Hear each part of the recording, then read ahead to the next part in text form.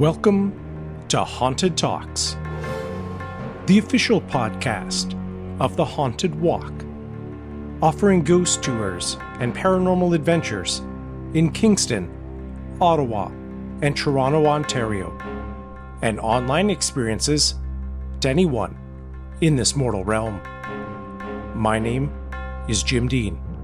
I am the creative director, and it is my privilege to be your haunted host for this episode.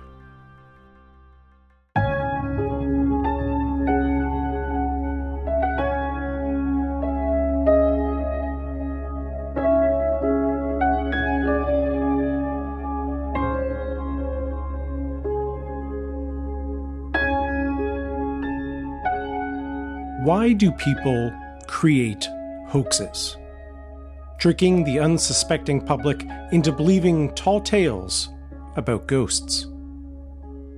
Today, it's often about attention, a viral post, a flood of likes, a spike in views. But it's not just social media.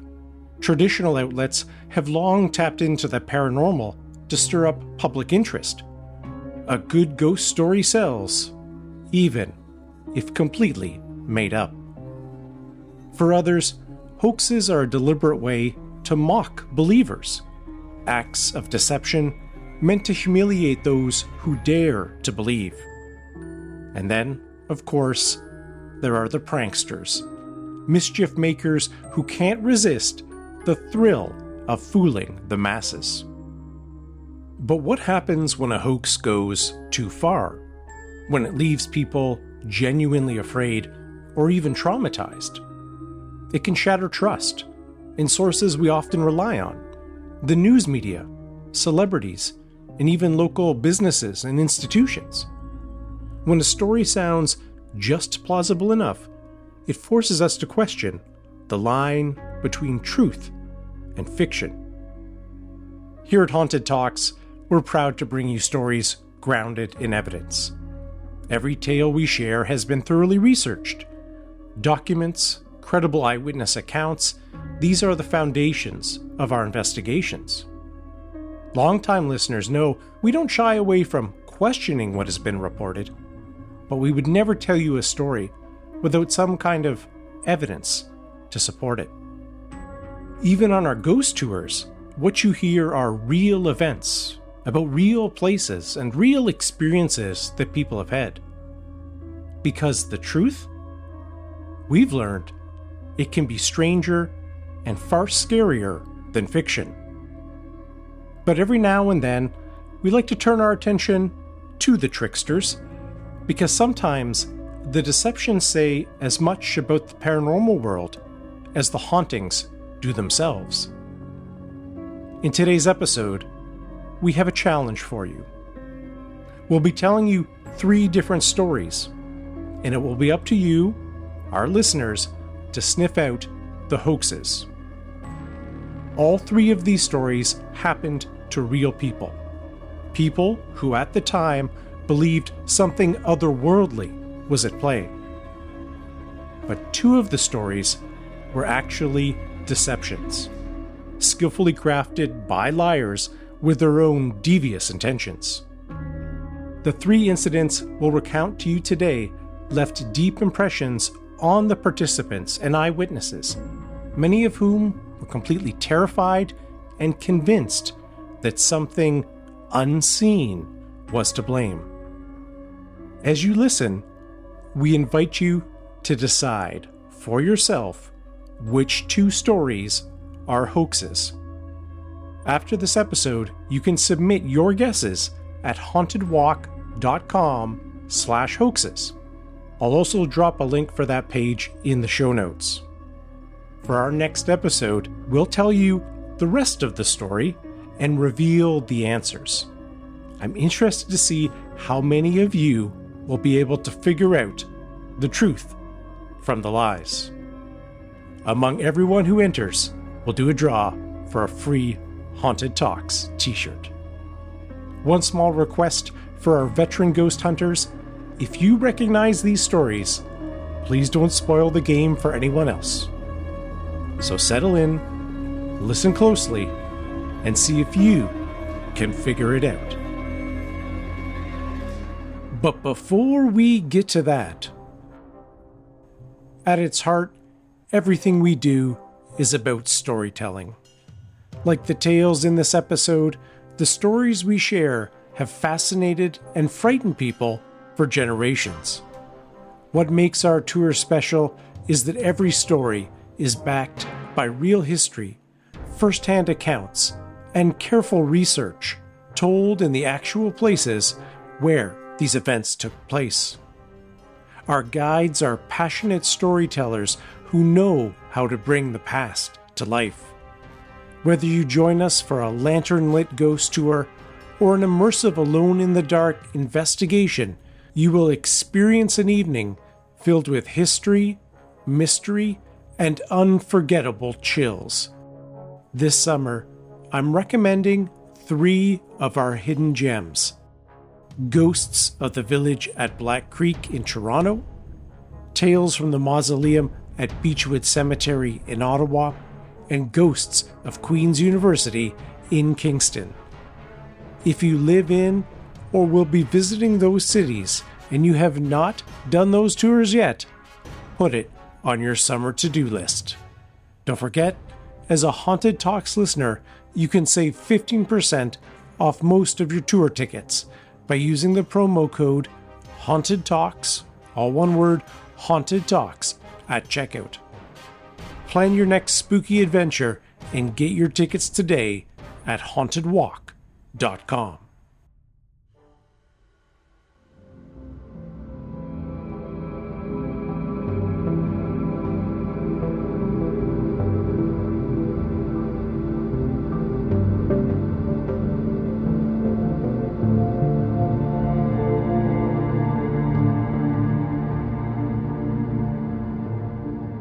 Let's begin with our first story.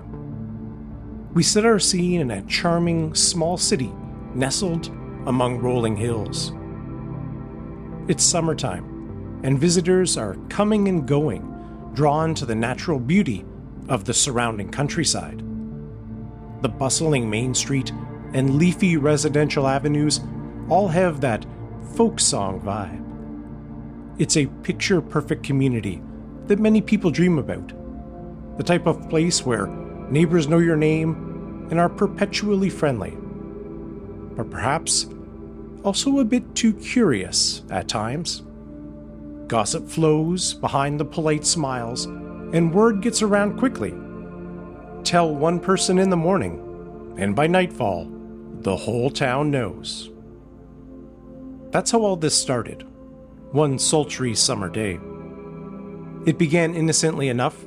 Some longtime residents of the city were perplexed by what was happening in their home.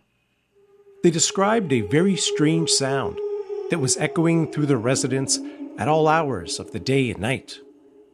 It resembled a deep woman's moan, like something lifted straight out from Poe's Telltale Heart. The noise seemed to rise from beneath the floorboards. Many times, the family had gotten down on their hands and knees, tried to figure it out, but found nothing obvious to explain the strange sound. They had heard it on and off for years, and over time it became a regular part of their life. Until suddenly, without prompting, the noise had grown in volume and frequency. Now it was waking them up in the night, rattling their nerves and disrupting their lives. Naturally, they told a few neighbors, looking for answers to finally solve the strange mystery. One perplexed neighbor told it to the next, and the story caught on like wildfire. And soon, it was out of control. It wasn't long before curious local residents began showing up at the home, intent on hearing this strange sound for themselves. By now, it was happening so often that nearly everyone who came to the house was greeted by the mysterious moans, just as the family had described. It sounded like a woman in deep anguish. Eyewitnesses agreed This noise, moaning or otherwise, was coming from under the floorboards. There was no apparent trick or easy explanation. The ordinary residence, on an ordinary street, was quickly labeled a haunted house. As the story spread, people had to face the horrifying possibility that their own ordinary house might also become haunted someday. But fear often invites fascination. Suddenly, throngs of strangers began showing up, determined to hear the noise and potentially solve the mystery for themselves. The family started charging an admission fee to the home, assuring all curious guests that they were nearly guaranteed to hear the odd noise, as it had become constant. It was true. The family decided to make some money from their misfortune, but they were even more determined to rid their home of this presence, whatever it took. Theories were running rampant. Perhaps it was the spirit of a woman who had died at the home years before. Maybe there was an old cemetery located beneath the house. Or the more sinister possibility was that a woman had recently been murdered and hastily placed under the family home when the unsuspecting residents were away. Most visitors came hoping to solve the mystery for themselves and maybe get their names in the paper while doing it. They poked around, they took notes, and offered their own theories. Many pointed to one area of the house, in particular, near the fireplace, where the moans seemed loudest. That part of the floor was torn up. Even the ground outside was dug and searched, but nothing was found. At one point, the local newspaper sent a dog into the hole to investigate. It didn't get far. The moment it descended into the darkness, it let out a sharp yelp and scrambled back up, trembling. There was something down there. Skeptics came, of course, but even they left puzzled. The family didn't seem the type to cause trouble, and their neighbors vouched for them. Quiet, hardworking, no reason to lie. And then, something stranger still. A letter arrived, scrawled in red ink. It claimed that gold was hidden somewhere beneath the house. But the tone felt more like a threat than a treasure map. With nerves already frayed, the family began making plans to leave. Whatever was under their house, ghost or not, they had had enough. If the spirit didn't force them to leave, the crowds of people might. By now, waves of visitors were arriving from the nearby cities and towns, having read about the strange incidents in regional newspapers. They knocked on the door at all hours, adding to the endless din of activity on the city street. Families were making vacations out of it, excited to see the haunted house and hear its odd noises for themselves. The frenzy was causing traffic jams and lineups down the block. Surely, this couldn't go on forever. Well, it didn't. Suddenly, just as quickly as the incident began, it was over. What do you think? Was this story the genuine work of something paranormal? A woman's ghost that had some unfinished business on Earth? Or was the long-time resident family not what they seemed on the surface? Were they out to make a quick dollar, exploiting curious onlookers who wanted to hear a ghost for themselves? Or was it something different altogether? You'll need to decide if this is one of our 2 hoaxes.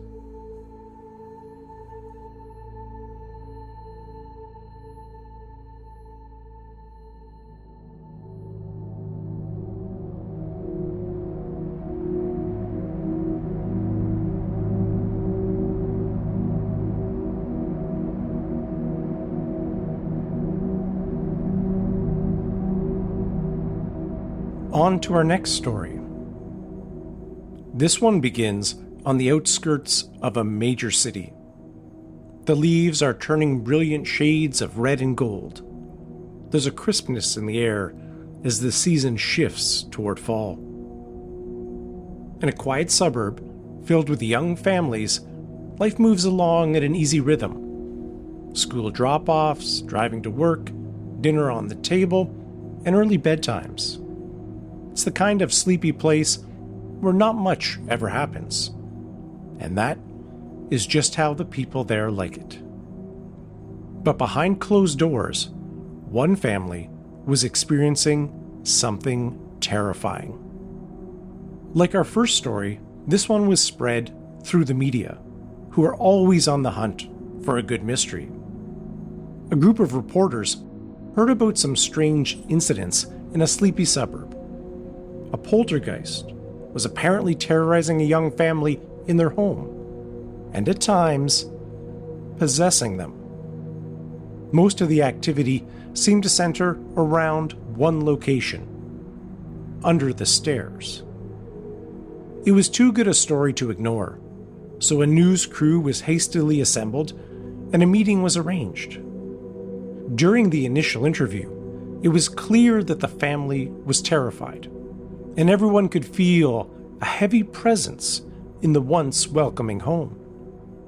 This was a genuine story, the reporters determined, and worthy of a long-form report. The plan? The reporters would station themselves in the house, risking their own safety to show the public this real poltergeist case. Everyone who tuned in would understand the real-life impacts of this unwanted spirit on the poor family. A full investigation, broadcast live, with no edits, no delay. The public would hear and see everything as it happened. And to make it more interactive, they opened the phone lines so listeners could call in and share their thoughts and their own ghost stories. The day of the broadcast arrived, and the reporters began their live coverage. The investigation started off as many paranormal investigations do: complete silence, with nothing remarkable happening. The atmosphere that the reporters had witnessed on their previous visit was nowhere to be seen. Perhaps this idea was a bust, after all. The reporters exchanged nervous glances, some cracked jokes about the haunted house. Maybe it had all been exaggerated. Maybe they were wasting their time. Then, something changed. The sounds now being picked up by their equipment weren't jokes. They were the real thing. Suddenly, the tone of a reporter's voice changed, perhaps showing the first stages of possession, and the entire group stiffened to attention. Something was definitely happening now.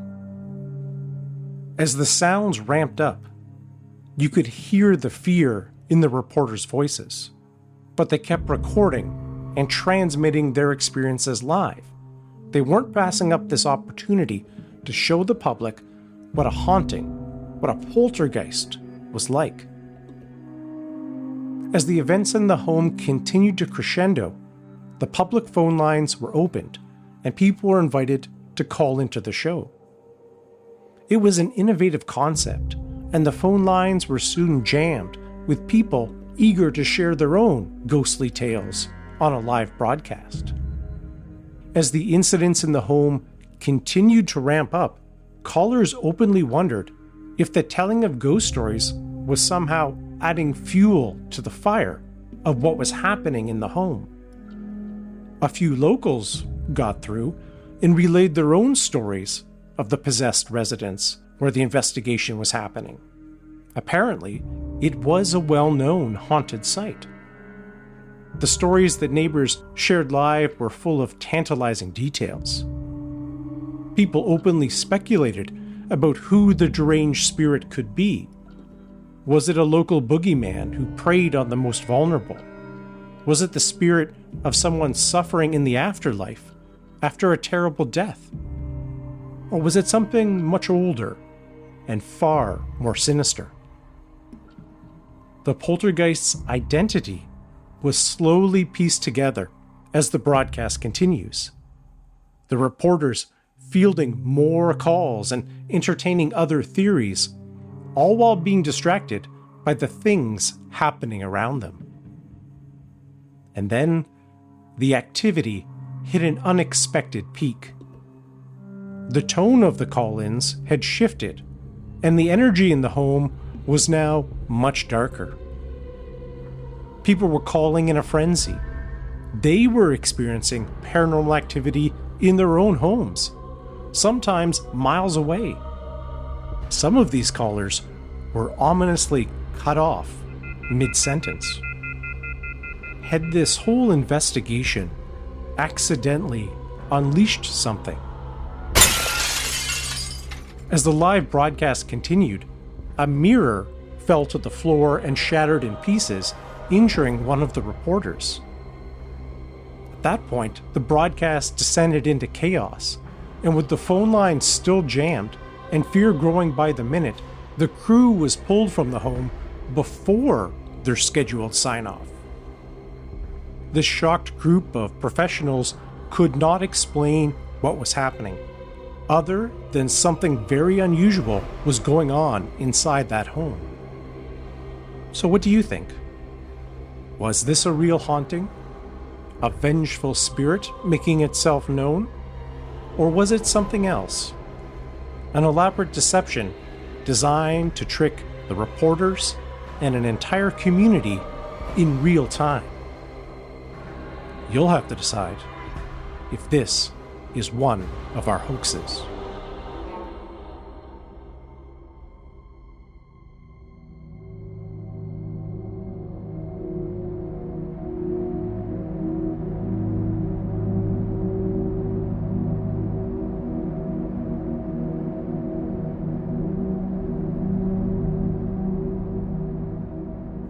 And now our third and final story.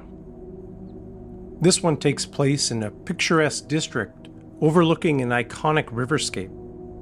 It's springtime, and the leaves are crowning the trees, the flowers are budding, and everyone is awaking from their winter slumber.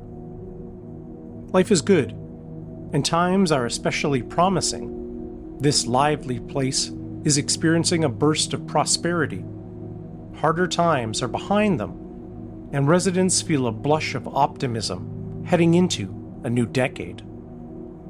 People are out and about enjoying their lives when suddenly the district is plunged into a shocking mystery.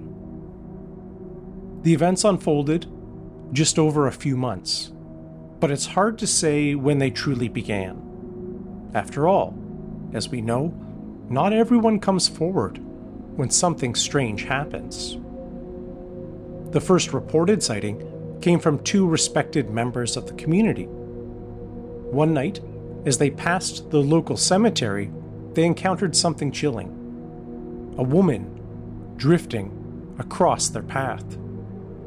She was dressed all in white, with long flowing hair and what looked like wings. Her face was obscured, and her entire figure glowed as she hovered above the ground, casting a blinding light into the night. The couple was deeply unsettled, so much so they couldn't sleep for days. Eventually, they shared their story with a curious local journalist who featured it in a short article. It didn't take long for the woman in white to return. Just 4 days later, public transit workers were driving along the same stretch of road as night settled over the community. The bus driver spotted her first. A woman with long hair and flowing robes standing in the street, arm raised as if flagging the vehicle down. He slowed to a stop and waited, but no one boarded. Confused, he called out to his colleague asking if the woman had gotten on. The answer came back: no one was there. Not on the bus, not on the road. The driver filed a report right away, recalling the article he had read just days earlier. Both men agreed what they'd witnessed matched the previous sighting, and it happened in almost the exact same spot. Then came another report, this time far more unsettling.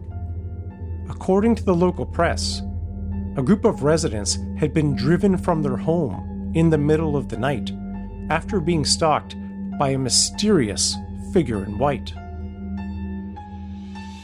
The phantom emitted a terrifying sound, like wind rushing through the house, that blew the covers clean off the sleeping occupants before it vanished into the ceiling. Some doubted the story. At first, it sounded too bizarre to be true. But other residents in the home were quickly convinced when, the very next night, the same woman in white appeared and repeated the entire incident. 3 documented paranormal incidents in quick succession started to draw attention. The local newspapers proudly reported that the ghost stories, and their own coverage, were helping them sell papers far beyond their usual readership. Hoping to ease public anxiety, the Chamber of Commerce took a different approach. They suggested the woman in white might not be a threat, but an opportunity. After all, ghosts attract visitors, and visitors bring business. Maybe, they hinted, the phantom was good for the local economy. It turned out the newspaper and the Chamber of Commerce were right. The story was soon picked up by regional outlets. Names and details slightly changed, and curious visitors began arriving in droves, hoping to see something for themselves. The public loves a good mystery, and many made the trip out of sheer fascination. But it wasn't just thrill seekers. Professional paranormal investigators also took interest, traveling to the district in hopes of capturing real evidence or debunking the haunting. Their presence didn't go unnoticed. The local press regularly profiled these ghost hunters and published their running theories. Don't worry, the paper assured readers, the experts are on the case. But as the attention grew, the phantom seemed to retreat. The more people arrived, the less she appeared.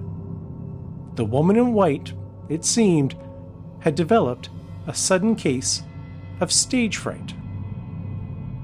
2 months passed before another major sighting was reported.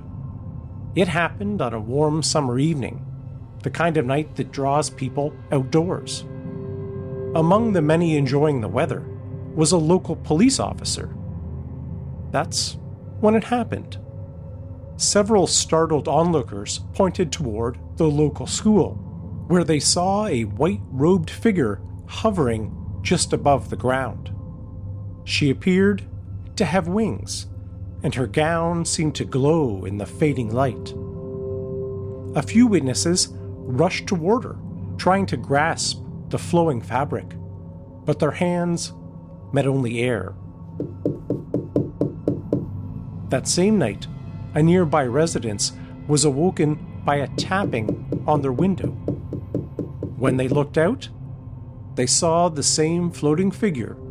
The woman in white had returned. But her return was fleeting. Despite multiple witnesses reporting nearly identical encounters that night, it was the last time anyone in the district saw the woman in white. The ghost hunters moved on, chasing new leads, and the townspeople gradually returned to their ordinary routines. Life settled back into its familiar rhythm, and memories of the strange events began to fade. just like the Phantom herself. In the end, the story became little more than a footnote in local history, quietly forgotten by most. So what do you think? Was this the work of a restless spirit from the local cemetery, finally making her presence known? Or was it a carefully crafted illusion conjured up by locals drawn to the spotlight? You decide if the story of the woman in white was a hoax or something far more mysterious.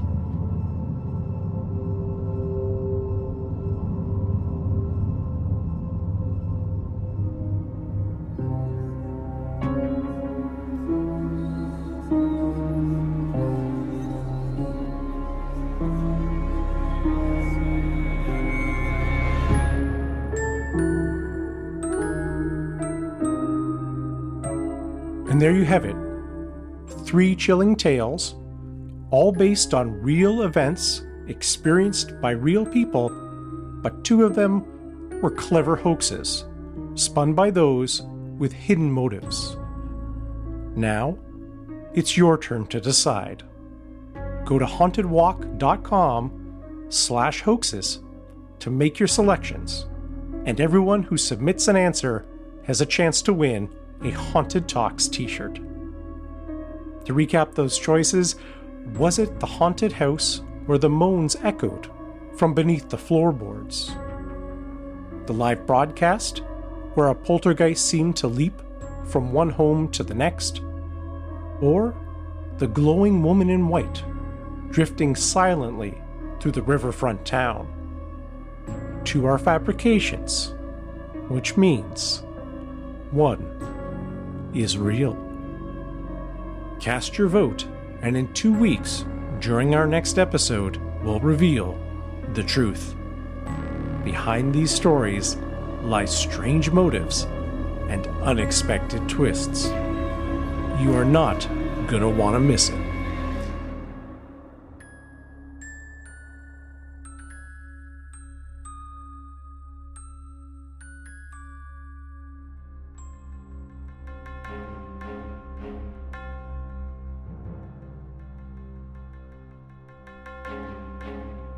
Thank you for joining us for this episode.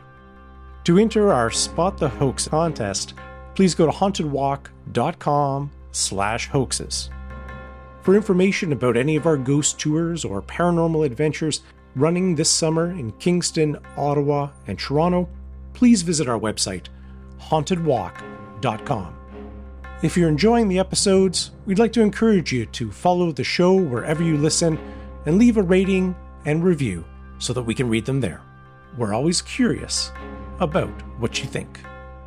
Be sure to follow us on Facebook, Instagram, and Blue Sky, all at Haunted Walk, for our latest updates and news. As always, a special thanks to our Haunted Talks team, including Brittany Buss, who researched and wrote this episode, and Michelle Dennis, our outstanding audio editor. Until we meet again, put those thinking caps on and see if you can spot the hoaxes. And sweet dreams.